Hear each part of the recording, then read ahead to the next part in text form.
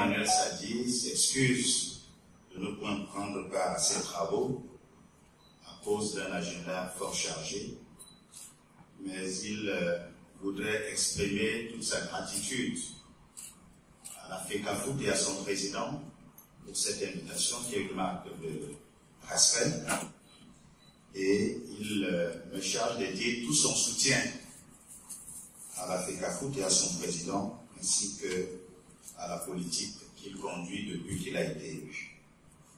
Je suis donc ici pour prendre la parole en lieu et place de René Emmanuel Sadi, ministre de la Communication, porte-parole du gouvernement. Je suis heureux de prendre part à ce séminaire d'information et de formation d'une cinquantaine de journalistes sportifs à l'invitation du président de la Fédération camerounaise de football dans le cadre de la nouvelle vision en cours d'implémentation au sein de l'instance fêtière du football dans notre pays. Je me félicite de la présence ici du représentant du ministre des Sports et de l'Éducation physique, ainsi que de nombreux experts et professionnels du football, signe de l'intérêt qu'ils manifestent à la bonne marche de ce secteur d'activité qui, comme vous le savez tous, occupe une place dans notre société. Le football ne laisse personne indifférent, il irrigue la politique autant que l'économie. Je remercie Monsieur le Président de la Fédération camerounaise de football pour l'heureuse initiative qui nous rassemble ce jour et qu'il me plaît de saluer. Je joins à ces vœux ceux de plein succès dans l'accomplissement des délicates missions qui sont désormais les siennes depuis son élection à la tête de la Fédération camerounaise de football. Mesdames et messieurs, comme vous le savez, le présent séminaire d'information et de formation des journalistes sportifs se situe à une période charnière de l'histoire du football camerounais. Il y a 6 mois, M. Samuel Eto'o-Fils était porté par ses pairs à la tête de la FECAFOOT au terme d'une élection démocratique succédant à une période de trouble dans la vie de notre football. Quelque temps seulement après cette élection, le Cameroun organisait de façon fort réussie la 33e édition de la Coupe d'Afrique des Nations de football CAN Total Énergie 2021. Cet événement sportif d'envergure restera gravé dans les mémoires comme l'une des compétitions les mieux organisées sur le continent. La presse nationale et internationale en a rendu compte quotidiennement de manière satisfaisante en tirant avantage des importants investissements consentis par l'État pour la bonne tenue de cette compétition en terre camerounaise. En dépit d'un contexte marqué par la persistance du Covid-19, les journalistes nationaux et étrangers accrédités pour la couverture de la CAN Total Énergie 2021 ont pleinement joué leur rôle en fournissant au public des informations fiables, hissant par là même cet événement au rang des compétitions sportives les plus médiatisées au monde depuis la survenue de la pandémie du Covid-19. Il me plaît à cet effet de saluer, et ce à juste titre, la contribution de cette presse citoyenne et responsable grâce à laquelle notre pays a pu réaffirmer son option en faveur de l'émergence d'une société de liberté et de démocratie au Cameroun. L'autre événement qui devra mobiliser talent, passion et ingéniosité est à venir dans 5 mois. Il s'agit de la Coupe du monde de football FIFA, Qatar 2022. Une fois encore, les médias nationaux sont appelés à couvrir et à rendre compte d'un événement planétaire auquel le Cameroun entend participer avec une ambition bien affichée de ne pas jouer les simples figurants. Maintenant, permettez-moi de faire avec vous un rapide tour d'horizon de la problématique de la liberté de la presse dans notre pays.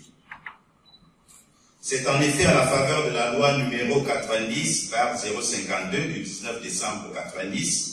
relative à la liberté de communication sociale que le Cameroun a entamé sa marche résolue dans le champ des libertés spécifiques aux médias. Aujourd'hui, cette avancée est indéniable. Elle est à mettre au premier chef à l'actif du président de la République, son Excellence Paul Biya, qui, avec clairvoyance et détermination,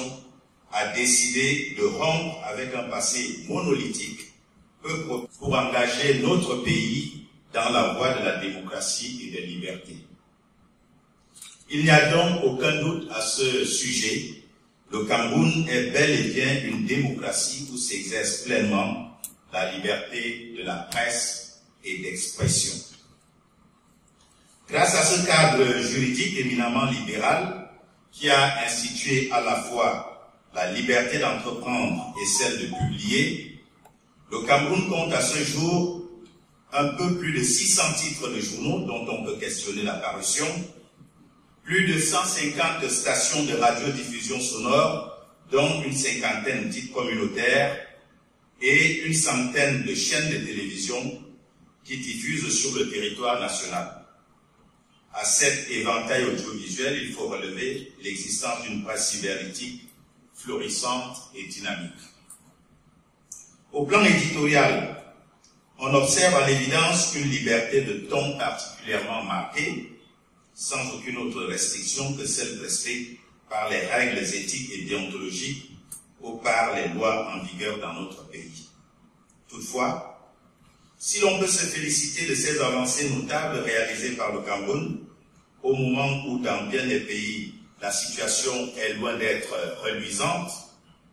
force nous est cependant de constater, pour le regretter,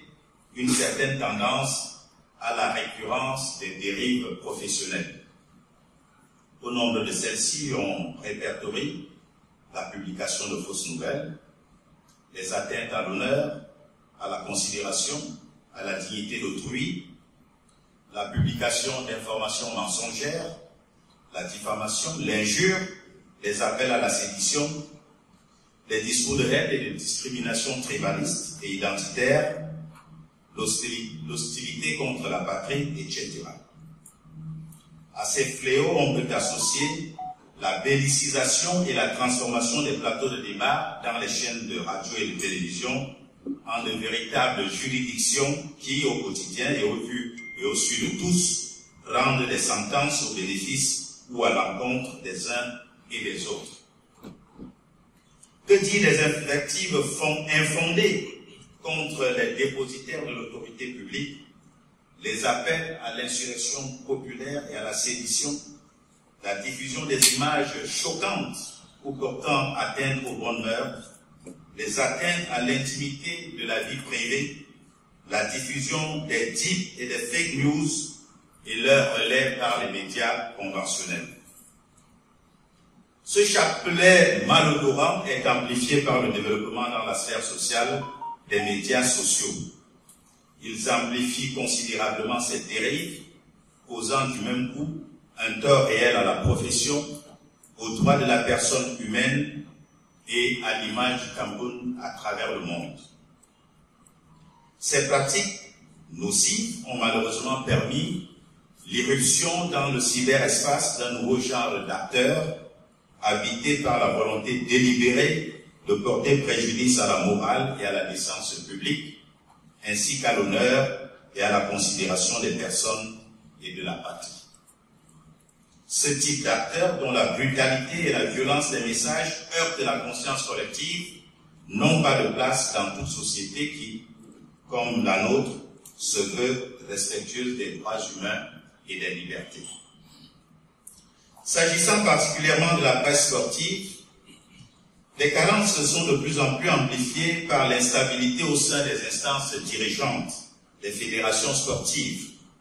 l'abondance des recours aux procédures judiciaires dans le règlement des litiges sportifs et l'instrumentalisation dont les médias et les journalistes font l'objet de la part de lobbies et autres acteurs du mouvement sportif tapis dans l'ombre éditoriale. Pour le gouvernement, la formation des journalistes est et demeure une étape essentielle qui, au-delà des connaissances qu'elle permet d'acquérir, est le socle qui doit conférer à tous ceux qui collectent, traitent et diffusent des informations le pouvoir dans le processus de la formation de l'opinion et dans l'influence que la révélation de ces faits peut avoir dans la prise de décision des populations. De ce point de vue, le séminaire d'information et de formation de la presse sportive nationale, organisé ce jour par la Fédération camerounaise de football, présente un caractère à la fois pertinent et opportun. À cet égard, je me félicite de l'organisation par la FECAFOOT du dit séminaire, qui s'inscrit fort opportunément dans le prolongement de la vision gouvernementale en matière de régulation des médias. Car, faut-il le rappeler, c'est à travers l'engagement de tous et l'émergence d'une autorégulation forte et d'une responsabilisation de chacun que nous parviendrons à trouver le juste équilibre entre la liberté d'expression et la préservation des valeurs de la République. C'est dans cette perspective que je formule le vœu que le présent séminaire d'information et de formation apporte une contribution additionnelle à l'édification d'une société de liberté et de démocratie dans notre pays. C'est sur cette exhortation que je déclare ouvert le séminaire d'information et de formation de la presse sportive nationale organisé par la Fédération camerounaise de football. Je vous remercie de votre aimable attention.